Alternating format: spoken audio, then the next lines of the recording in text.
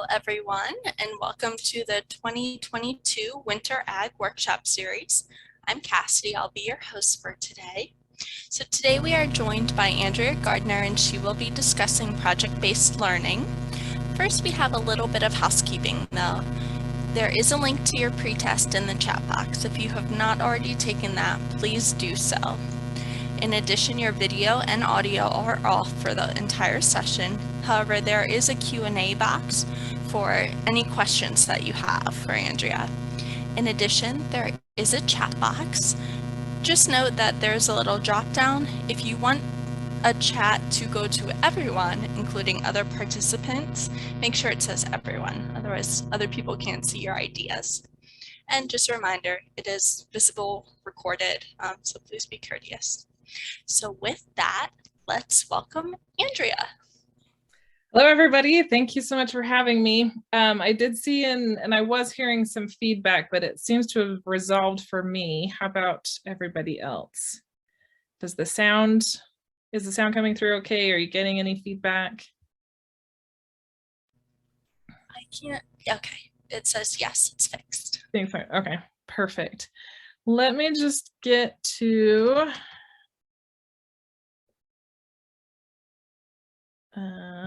my screen share. The button's a little bit different. Here we are.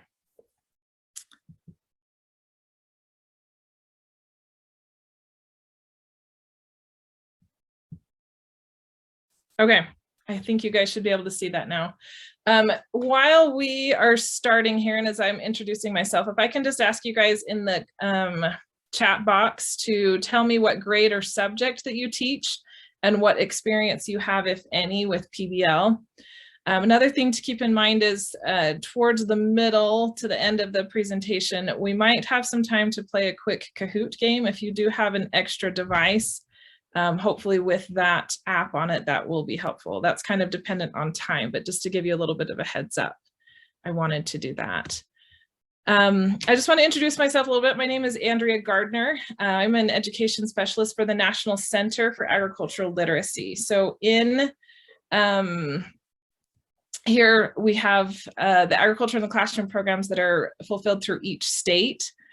So you guys have yours in Pennsylvania, and the National Center is what creates a lot of curriculum and does a lot of support for teachers and programs to be able to help them develop and utilize curriculum that uses ag literacy concepts to contextualize in the classroom.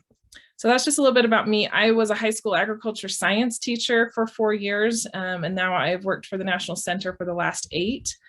So I do specialize in secondary education specifically, and I spend a lot of time with educators in this context and look forward to meeting with you guys. Let me just check my chat box to see what we're getting here. Okay. All right. So let's just move right into the project-based learning. I'm just going to imagine that most of you haven't had a lot of experience with it.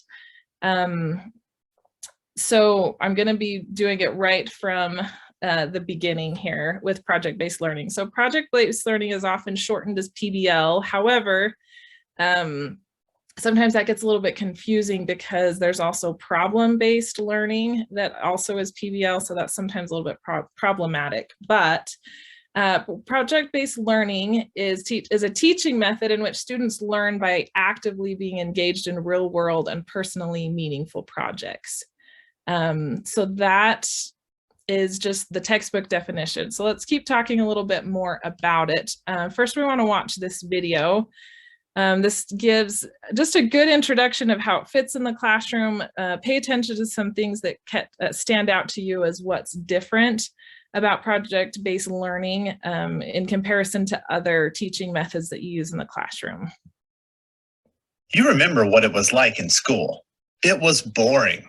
You sat in class, memorized as much as you could, and tried to pass a test at the end. But is that good enough? These days, school can be more interesting and effective by focusing students on work that matters. This is project-based learning explained. Most adults live in a world of projects. Whether it's a job assignment, home improvement, or planning a wedding, we need to actively solve problems. But unfortunately, schoolwork looks more like this than this. Let's take a look at this project-based world. Meet Claire. She was recently presented with a challenge. Her company, Super Suds, makes soap, and it was up to her to find the most earth-friendly way to produce it in the future. Her boss gave her a budget and a few requirements, and it was up to her to come up with a solution. She organized and managed a team who researched the options and created materials summarizing the issues. Claire's team asked for feedback and presented their findings to the boss. Claire came out of the project looking like a rock star, and she learned a lot about green products. If you look closely, Claire's success involved critical thinking, collaboration, and communication, things that aren't often taught in traditional classrooms. The world needs more Claires, so how do we get them? The answer is project-based learning, or PBL. By focusing students on a project, teachers put them on a path that deepens their knowledge and builds skills they'll need in the future. Here's what I mean. Mr. Simmons has always been a good science teacher, and his students do well on Friday's tests. Unfortunately, what they learned was gone by Saturday morning. That wasn't good enough for him. Soon he learned about project-based learning and decided to give it a shot. Mr. Simmons got the idea for his first project on microorganisms when nearly half of his students were suddenly absent with the flu. He asked his students why they thought so many of their classmates got sick at the same time. That lively discussion produced a lot of good questions and a list of things the kids wanted to know. Mr. Simmons then announced their project was to help elementary school kids understand, how can we not get sick? After dividing the class into teams, he got them started on the project. It was up to the students to ask questions, research, collaborate, give each other feedback, and figure out the best ways to make their points clear to children. One team chose to make an educational video on the connection between hand washing and avoiding the flu. Another chose to create posters to show how viruses spread. The project teams showed off their final work to an enthusiastic audience of parents and their children at a nearby elementary school. Sitting in the front row was our good friend and local rock star Claire, who saw a bit of herself in the students. It was clear that the project was a success for the students, the audience, and Mr. Simmons. His students practiced critical thinking, collaboration, and communication. The project wasn't about memorization, but learning in depth about viruses and how to prevent spreading disease, a lesson they will never forget. At the end of the presentation, Claire introduced herself to the students and told them that they were rock stars and that the world needs more people who can think like them. To learn more about project-based learning, go to BIE.org. Okay, so that's just kind of a You remember what it was like in school. Wrong one. Just a first introduction to project-based learning. So there's something to distinguish clearly that is not project-based learning, and that is doing projects. So projects are a really common thing to have in a classroom. Oftentimes projects are done at the end of a unit to show kind of as an assessment of some sort to show what they've learned in the beginning of the unit. So doing projects looks more like this. The teacher has knowledge, they give directions to students, the students follow directions, students learn facts by following directions, and then students present the facts, and then the unit ends. Okay, in contrast, project-based learning is or should be approached a little bit differently. We have teachers that ask a question, students develop their own process to solve the problem, students test and revise their solution to the problem, students learn information and develop skills, and then apply their knowledge and skill to solve a real-world problem. So hopefully that can kind of help you start to distinguish project-based learning from simply doing a project in your classroom. And we're going to continue building on that throughout our discussion today, but that should give you kind of an idea of what we're going to be talking about as far as this approach to education and to learning in your classroom. Have one more video that I want to show you. Again, watch for the things that stick out that are must-haves to consider it project-based learning. Today, we're going to start a new project. Teachers and their students have been doing projects since forever. More and more are doing project-based learning. So what's the difference? That's a great question. Let's start off by reviewing. Projects are typically limited in scope and duration. They're a good way for students to work with content they've already learned. Flip to the paper that says sundial. In project-based learning, students learn through the project. Interesting. They address a real-world problem, a driving question, one that can't be Googled and has no single right answer. We were talking about how can we prepare for Atlanta's change in weather. Students have voice and choice in PBL, some input into how they'll answer the driving question. Does anybody think they might have some ideas? So they gain ownership of their learning. So those questions led to our investigation. They collaborate in a process of sustained inquiry, lasting more than a few days. We've got a whole lot of work to do. They reflect on their learning through discussions, formative assessments, and critiques of their peers' work. We are going to take a look at one of your friends' work today. And then revise their work based on those reflections. Okay, there we go. We got it. You can got it done. The final product is shared with an audience beyond the classroom. Maybe that's professionals in a related field. I appreciated how thoughtfully you responded. Or it could be the kids in the class next door.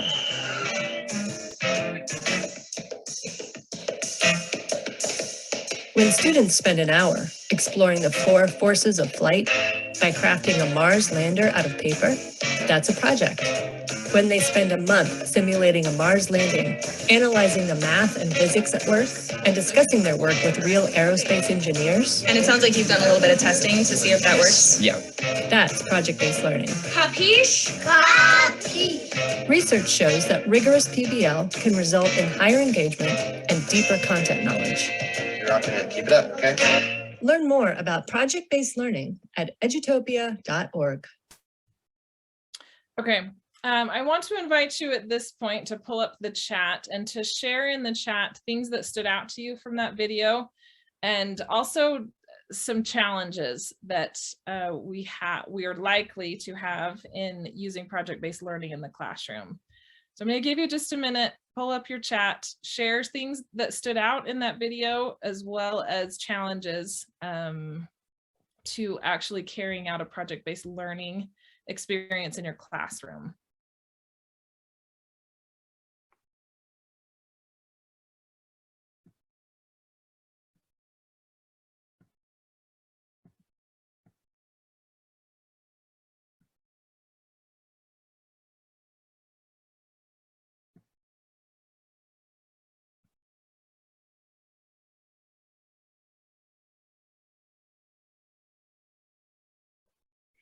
Okay, I'm going to start talking about some of the things that are being shared. Focus on student-led. I'm seeing more than once. That is a big part of project-based learning. Focus on cooperation, communication, critical thinking, learn through projects. Pro and con is time, definitely so. Time could be a challenge. Getting challenged to get industry professionals in, yes. Students use real world and contextual issues to solve a problem. The also challenge of working in student groups when some group members work more than others, definitely an inherent challenge there. I took some notes. Today, we're going to start a new project. Not that one, next one. Here's some things that I think are important key messages to take out of that video. So the first one is it really needs to be a real world problem. In PBL, this would be called a driving question. And this is really, it can be more challenging than it sounds in the beginning, because oftentimes in education, as we're preparing lesson plans and looking for ways to teach the concepts that we are required to teach in our classroom, sometimes it's really challenging to find a real world problem that students actually care about, which there's obviously ways to engage students in different topics. That's part of being a teacher that we all experience, but a real world problem is something to keep in mind that we want to have.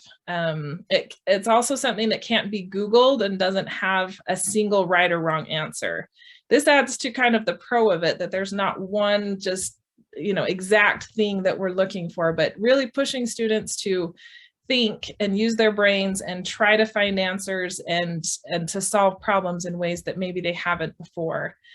Another thing that is so good, but also so challenging, is that students need to have voice and choice. Oftentimes we come to class with our with our lesson plans, we're ready to teach for the day, but that doesn't always, it can be so challenging sometimes to allow students to have a lot of voice and choice about where the lesson plan goes, what kind of things are explored, because we still have curriculum and standards that we need to meet in our classroom.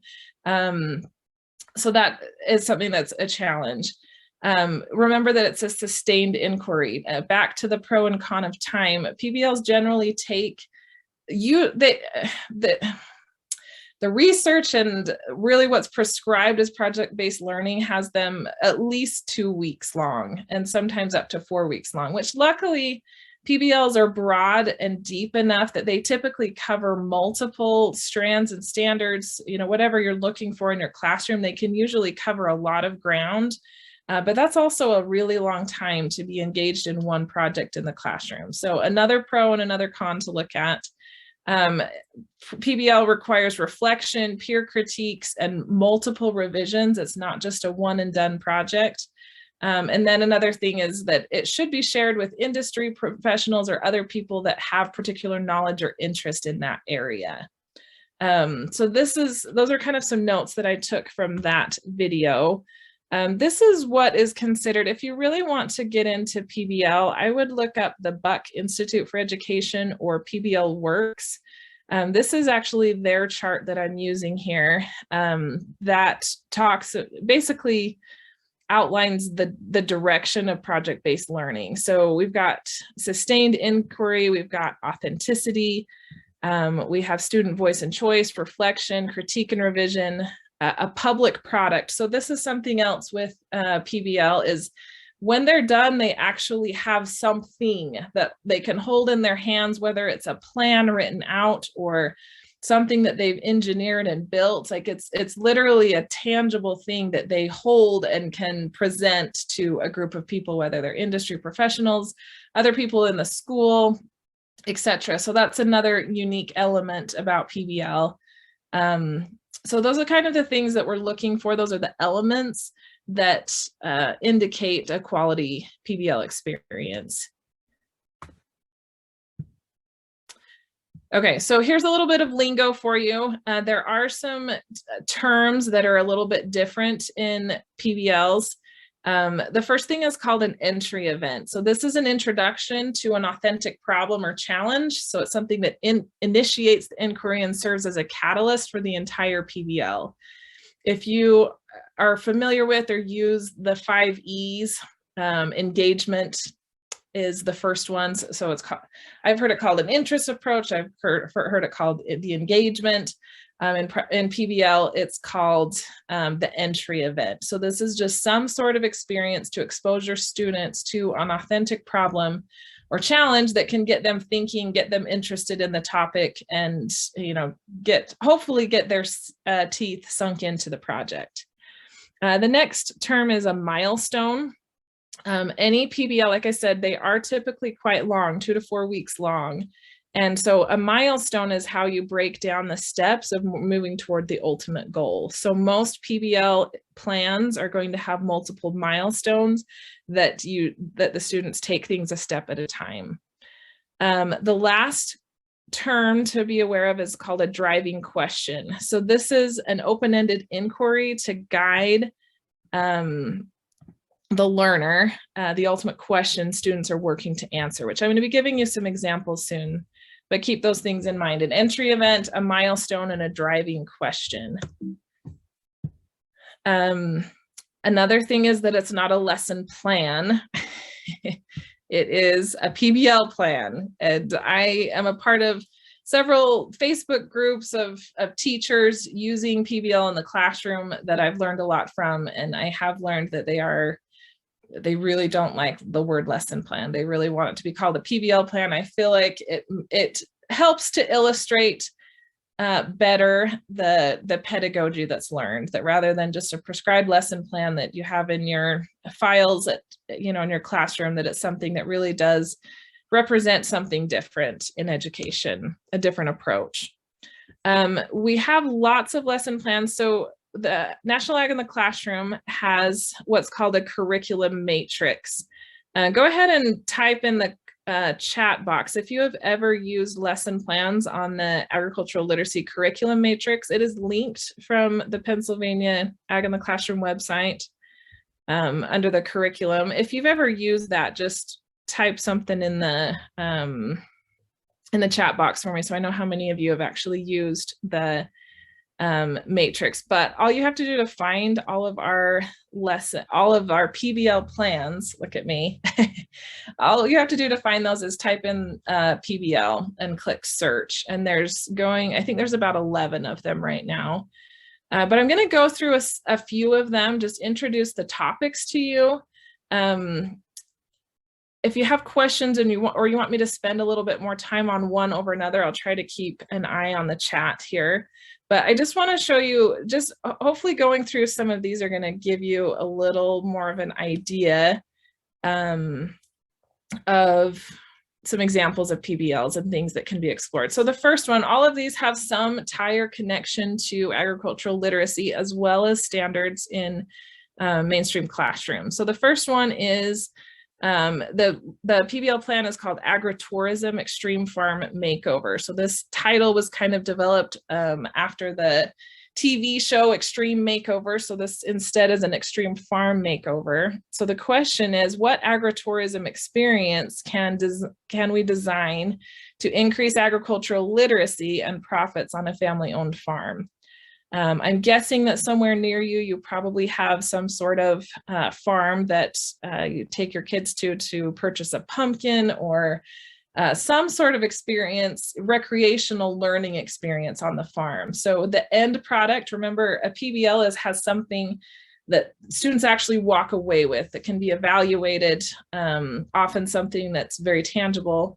What they walk away with is an agritourism business plan to present to a farm or to stakeholders.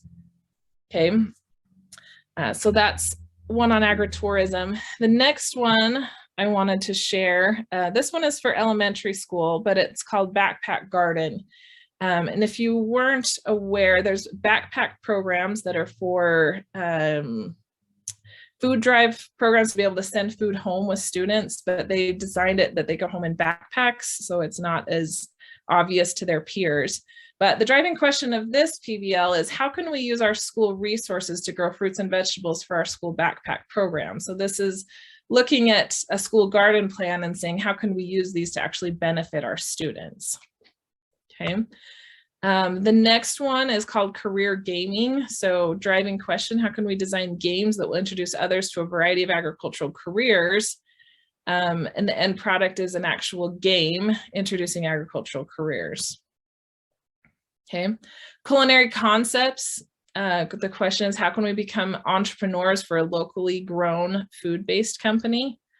A new food product so that what they develop is actually a food product. Not this one, the next one. So they actually come up with some sort of recipe, the product packaging, and all of the details to market some sort of locally grown food product. Next one is, this is what I was thinking of for the one before, but the energy bar exploration. They actually come up with a recipe for a new energy bar. So the driving question, how can we develop, market, and brand an energy bar that is healthy, made from easy to find ingredients, and simple to prepare? Enlightened concessions. This is, how can we create a healthy snack that students at our school will choose to eat? Their end product is a healthy snack for school vending machines and a plan for marketing. This one we're going to talk about just a little bit more. This one's called Robots Wanted. The question is, how can we decrease the need for manual farm laborers to grow and harvest our food supply? Okay, the end product is a project proposal for an agricultural engineer to design a robot for a farm. Okay, so this one has some really good integration of technology, engineering, science, as well as being very aware of our food supply system and what is required from farm to fork to be able to produce our food. So let's just take a minute. I want to take you to a Kahoot. And let me find the right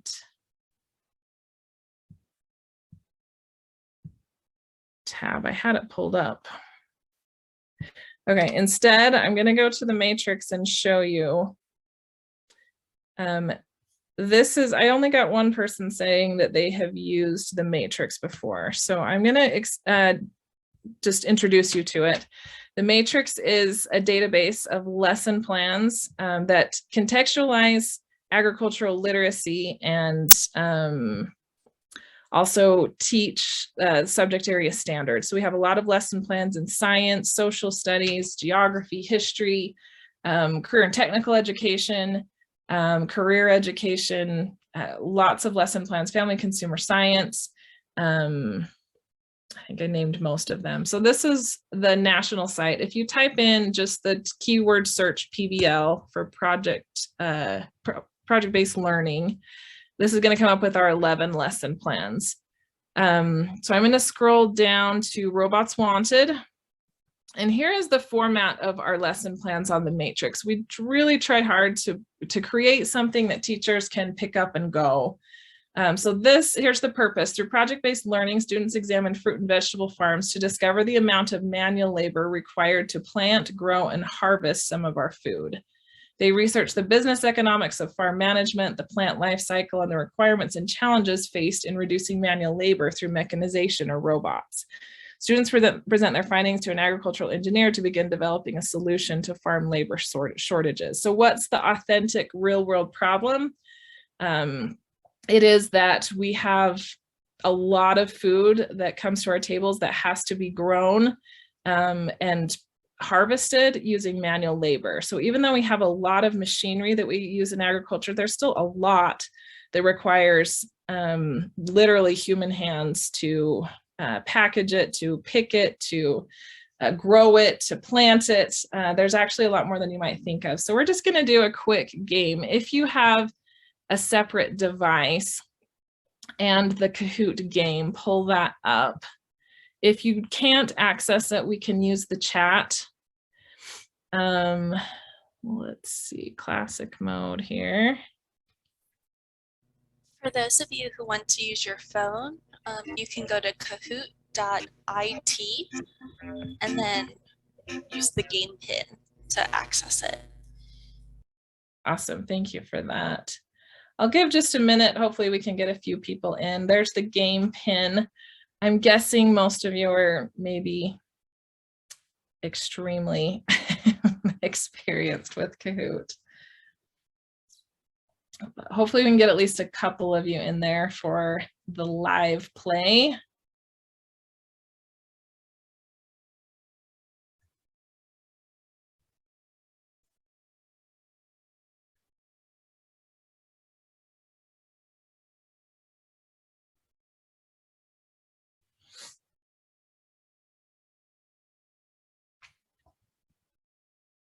All right, I think that's everybody. Okay, I'm going to go ahead and start it. So the question is the same. Is it harvested by hand or by machine? How are strawberries harvested? By hand or by machine?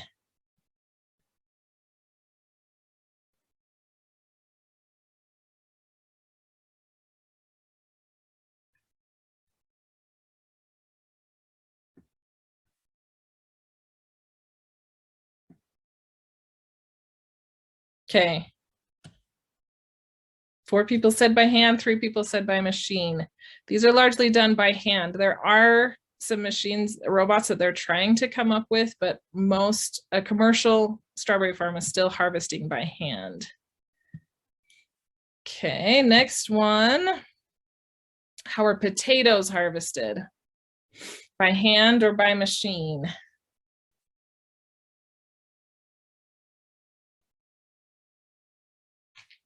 Okay, by machine is correct. That one stopped quickly. Hopefully I didn't push the wrong button. How are watermelons harvested? We'll try and keep this going. Okay, by hand is correct. All right, next one. How is lettuce harvested?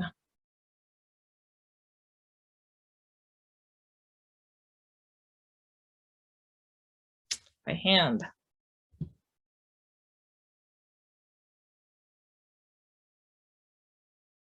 Apples?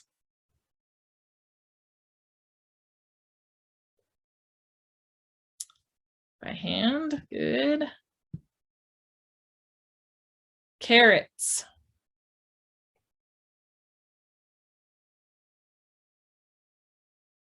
By machine. Blueberries?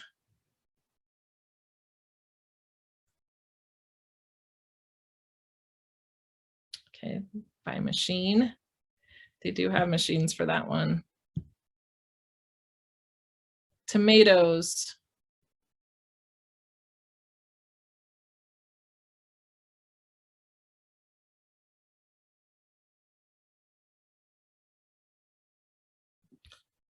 Okay, the answer is by machine. This one's might seem a little bit tricky. It does depend a little bit on what the tomato is being used for. If it's being processed into ketchup or tomato sauce, the machines dig up the whole plants. And so that one is a little bit tricky, but hopefully gets you thinking, which is the point of this and introducing this PBL.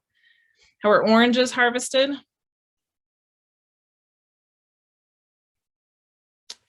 By hand. Broccoli.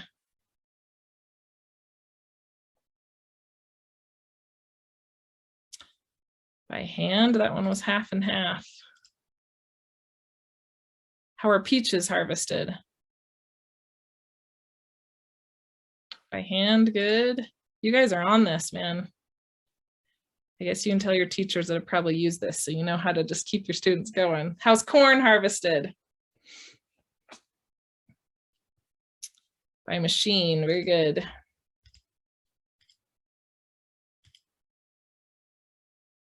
How is wheat harvested?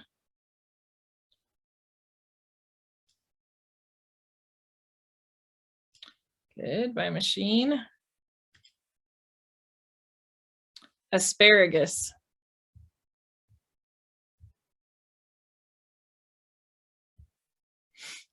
This one's by hand. Rice.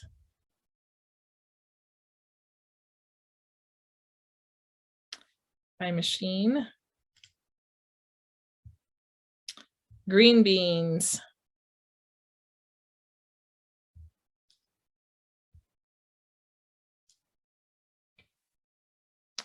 By machine. 3 more. Cucumbers.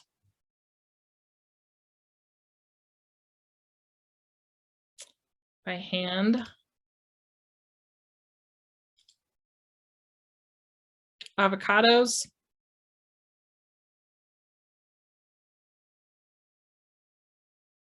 By hand.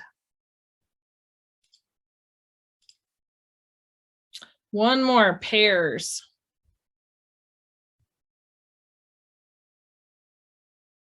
By hand. Awesome. Okay. Oh, wait, there's another one. Sorry. Almonds, last one. For real, I think. By machine, that's correct. Okay, so this hopefully, even just for you yourself, gives you a little bit of an idea of, starts you thinking about our food. You know, those are all foods you find in the produce department, all foods that are very familiar to you, and to start to think, okay, did a machine harvest, you know, tons and tons of this food product that then brought it to my store, or did an individual have to literally stand on a ladder to pick every individual orange, for example, which is true. Oranges have to be harvested by hand, and they, as well as others, are an example of something that they have to pick them when they're a certain ripeness, and the whole tree doesn't necessarily ripen at the same time. So somebody's eyes have to see what color it is or what, you know, softness that it is. And so it really takes a lot more skill than sometimes robots can provide. So when it comes to harvesting our vegetables and fruits, it's just something that human hands do a lot better of. But we have a challenge, a huge challenge actually, that we don't always have enough people to be able to hire to work on those farms and to harvest that material, which there's a lot of involvement with that, a lot of reasons for that, but such a cool way to just get students sucked in. So then once you have their attention, they can start really looking into, okay, well, how do each, and that's what represents each of the milestones in this PBL is, you know, so first they have to really learn, how are they grown? You know, where are they grown and how are they picked? And could we make, what could we create as a robot or some sort of mechanical help to be able to take the human manual labor out of the growing process from farm to fork. Okay, so this is divided, again, milestones are what we're looking at. We start with the entry event. Students go through an activity to find out, you know, is it harvested by hand or machine? They also learn about how different crops grow, you know, where they grow, you know, how are they harvested? How tender is the food? So obviously strawberries or berries of any sort, if you can't just smash them, versus a potato that's already underground in the, you know, in soil. Okay, so there's just a lot of things that they're looking into, but they research, they plan and develop something, and then create a final presentation to an engineering firm of saying, I have this idea that's going to take some of the labor out of growing our food. Why don't, you know, you take it and see what you can build. Okay, so real life situation, that is what would happen in real life. Let me just take a look. Are there any questions so far? Hopefully this kind of gave you a little, you know, more of a taste of what you actually do in the classroom with some of these.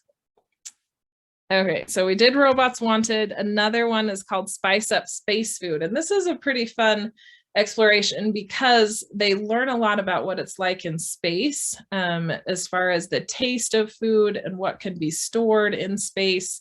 So the driving question is, how can we preserve flavorful and nutritious meals for astronauts to take into space?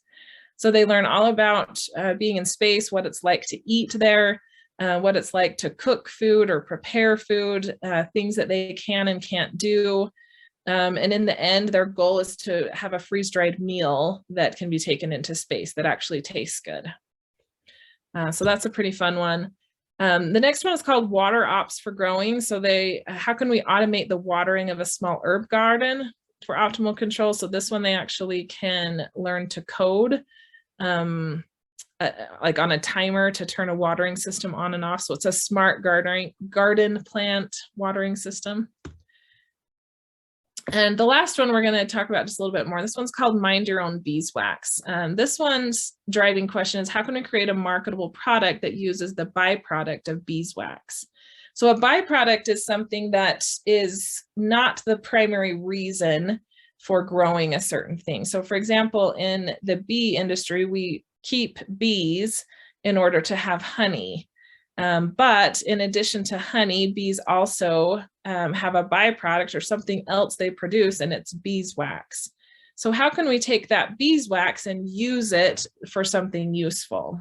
So that is the question, that is the authentic problem that you're presenting to students, saying, you know, if you had a beekeeping business, what can you do with your beeswax to market it? So in the end, they end up with a product and marketing plan.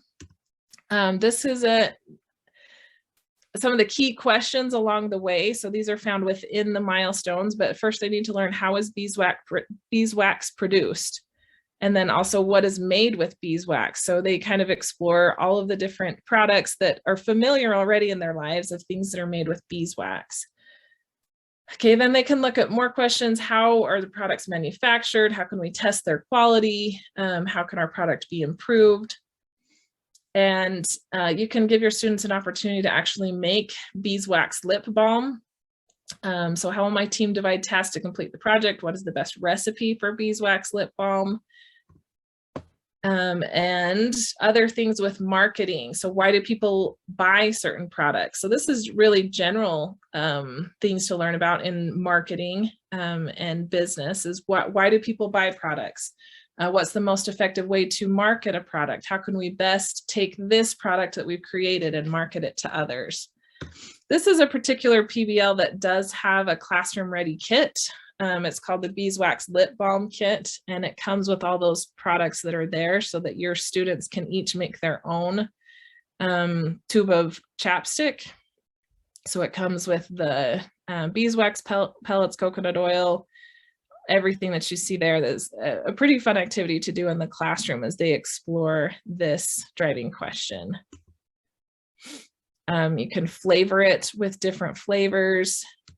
It's a pretty neat activity. So one of the main things to really keep in mind is that PBL is not a dessert, it's a main course. I felt like this analogy is probably the best to try and figure out exactly what is a PBL and what is just doing a project. So if you're doing a project at the end of the unit as a dessert to your unit or the end, then you're simply doing a project. But if your project is the main course, if it's the primary tool used to teach your education standards, if it is the entire, if it's from start to finish, then it would be considered project-based learning. Okay, study, how do these PBLs do in the classroom? What are the benefits of them? 4 new studies released in February 2021 helped to fill this void. Each concluded that students who learned science and social studies through a detailed project-based curriculum over the course of a year posted higher achievement scores than those who learned those subjects the way with traditional means, basically. Better results for project-based learning were documented on a variety of tests from the AP advanced placement exams in high school to annual state assessments. That's just a little bit of information. What questions at this point? I want to kind of turn it back to you as participants. Let me know what your questions are or what of these topics you'd like to explore a little bit more. I can go back to the matrix and show you a couple of more lesson plans, not lesson plans, problem-based learning plans, PBL plans. I can show you a couple others. I can answer specific questions or even talk to you about other types of ag literacy curriculum that are applicable to your subject areas. Let me also pull up the Q&A and see if there's anything in there. Nope, I think we're all in the chat for the most part.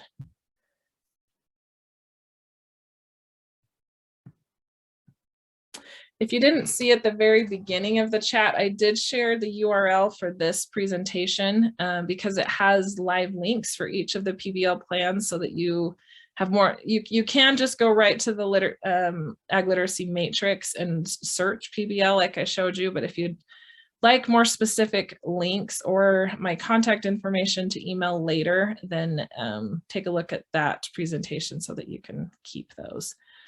Are there any pertaining to climate change mitigation in agriculture? Let me show you what I've got on that topic. It's not in a PBL plan right now. I'm going to assume you are secondary. Let me know if you are not, but I'm going to go to the matrix and search climate change. There is enough materials here that you could take it and create a PBL with this information. So it should save you a ton of time. One lesson that we have that's one of our more popular lessons is called Carbon Hoofprints, Cows and Climate Change, that talks about agriculture and cattle because they are often focused on closely when it comes to climate change. This one is pretty close to, it has a very good phenomena approach. So kind of an NGSS science approach to climate change.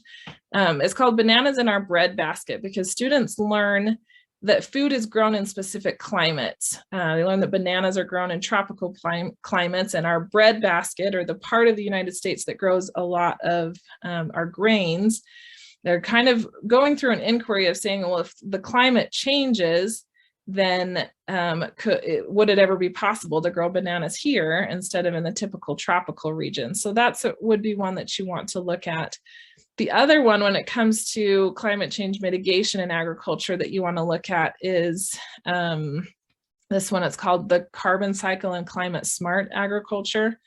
So this one has some really great, there's a Climate Change Phenomena e-magazine that is really helpful to describe climate change in the context of food. I'm just going to open it to show you, but it describes climate change in the context of food, which is such, I think it's a really great way to look at it. In my conversations with science teachers, sometimes I get really frustrated with teaching climate change because it sometimes feels so doomsday. But this e-magazine goes through climate change in the context of food. So it talks about different crops and what climates they need to be grown in. Some are cool season crops and need cooler temperatures. Others are warm or even tropical. Goes through carbon cycling, as well as adaptations and mitigations that we can use in agriculture. There's live videos that they can, live links to videos, I guess I should say, that they can read more about that. So that's just an example of the type of curriculum that you can find in the matrix and resources.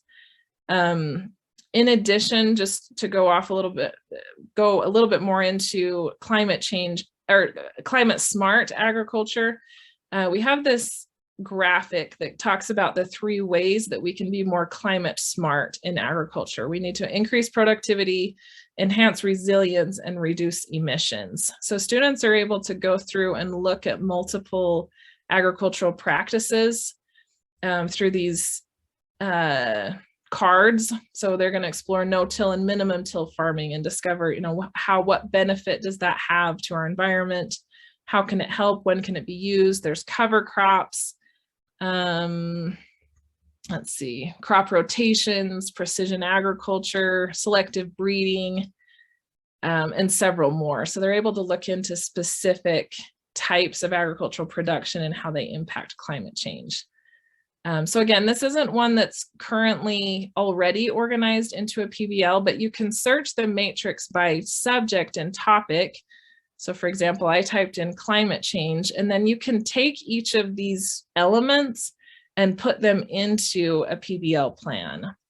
One of the big challenges of PBL plans that I see if I go and put my teacher hat back on, and if I were still in the classroom, is really just the planning of it, because they really want PBLs to be student driven.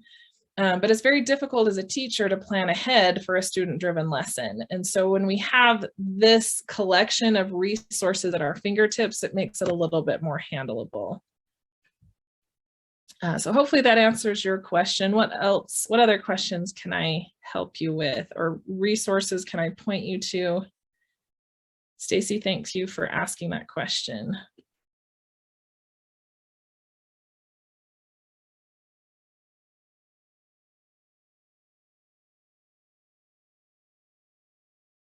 I would encourage each of you to go to the matrix.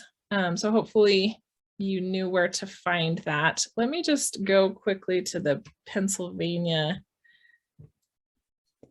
So if I were to go to the Pennsylvania Ag in the Classroom website, I'll show you where it's linked. So here's the Pennsylvania Friends for Agriculture. Here under for educators, if you click on search resources, it takes you right to the matrix. So that's how you can access it locally, but really spend some time looking at our curriculum. We have over 400 lesson plans, K through 12. So even if you're in elementary, no matter what grade you're in, you can just type in what kind of lesson you're looking for. So if you're looking for a lesson on photosynthesis, for example. Type in photosynthesis. If you'd like to use a little bit more advanced search, each lesson will tell you which grade it's aligned to, but you can also narrow that search down. So if you're looking for an upper elementary lesson, you can make that in your search results, and then you'll only get lessons related to photosynthesis in the area that you're looking for. Another thing to point out about the matrix resources is our companion resources. These are things that can be used in conjunction with our lessons, so as a companion to them. So books, movies, videos, readers of some sort, kits that you can use in your classroom, those are all linked to lessons as companion resources. All right, any more questions? If not, that basically concludes what I have. Again, you should have this link. I would love to hear from you if you have questions or comments. My email is andrea.gardner@usu.edu. Hopefully this gave you some introduction or insight on PBL plans, as well as where to get resources to use them in your classroom. But thank you for meeting with us. There's Cassidy. Thank you, Andrea. You're still on mute, I think. Are you still on mute? Can you hear me? Am I muted? Oh, maybe sorry, that was me. Oh, sorry. Sorry. Okay. I had turned the sound down for the Kahoot because that sounds annoying. That makes sense. So we will send out an email tomorrow. You'll all get an email through Zoom, and it'll have links to Andrea's presentation and some of the other resources, so that you can definitely use the matrix lessons that are very helpful. And please take your post test too. That's very helpful for us to know what you get out of it and everything. Any closing remarks, Andrea? Nope. All right. Thanks for participating. I hope it was helpful. Thank you so much. Thank you, Andrea, and thank you everyone else for attending. We'll see you soon. Thank you.